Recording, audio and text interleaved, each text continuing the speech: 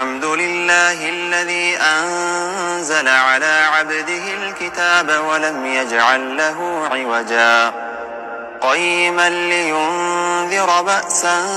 شديدا من لدنه ويبشر المؤمنين الذين يعملون الصالحات أن لهم أجرا حسنا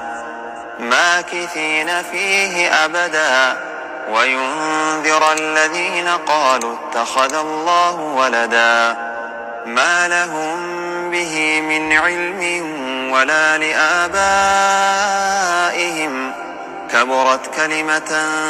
تخرج من أفواههم إن يقولون إلا كذبا فلعلك باخع نفسك على آثارهم إن لم يؤمنوا بهذا الحديث أسفا إنا جعلنا ما على الأرض زينة لها لنبلوهم أيهم أحسن عملا